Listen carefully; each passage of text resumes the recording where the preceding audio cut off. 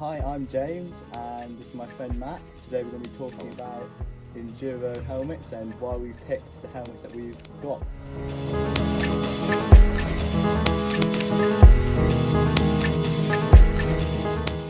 Matt, maybe 2 weeks ago, 3 weeks ago, had a crash. I did come off my bike, yes. And he basically broke his helmet, so he's had to buy a new one. So I went to the shop and they brought out sort of like 4 or 5 in total, I think, and like in ascending price as well. So I tried on like some of the cheap ones first, and they seemed like a lot better than what I had, and they were like fairly comfortable. But I found sort of like as the price increased, I found that the ventilation and the general comfort like definitely increased with it, and just stuff like mips sort of came in with that as well, around like I think it was about £70. You started getting that sort of feature coming in. So this helmet cost me about £80–90 in the end, but I chose it because the sort of like the big holes in the top of the helmet really helped ventilation. When I tried it on, it fitted just like a little bit better than all the rest. Like, it sounds ironic, but it really did. So here you can see we have the Smith Venture. It's got mips on the inside, so you can see there's almost like a plastic second helmet on the inside that stops or tries to reduce the impact of like rotational movement when you crash. And you can see it's like well padded through the centre and around the sides. It sort of has big holes around the top, so you can see like lots of ventilation, and throughout the back as well has the full back covering. You have the visor over the front, which is very useful for cycling in rain and stuff like that, and helps. It's a nice like combination with the goggles over the top of the goggles, although this helmet doesn't actually store the goggles underneath the visor.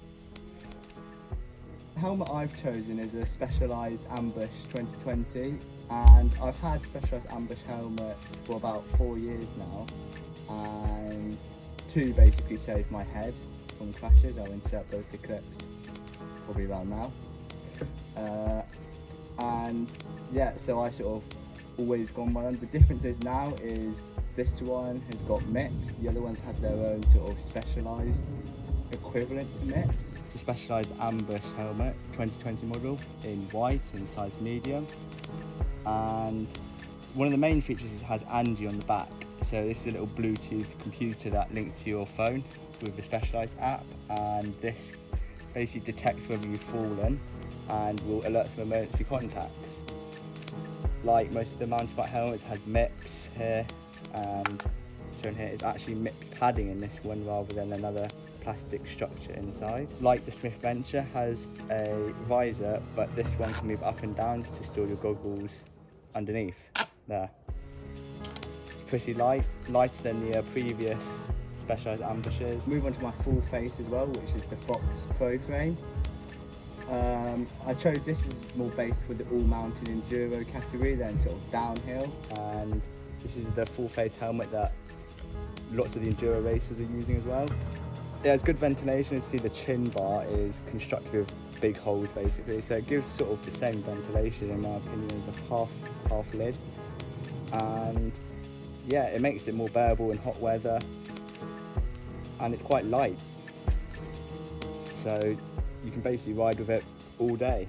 But to conclude our 3 enduro bike helmet comparisons, would you say yours is the go-to if you just want a bog standard mountain bike helmet? Yeah, I'd say it's probably one of the best ones with mips and ventilation. Yeah, so if you want one for £90, Smith Venture.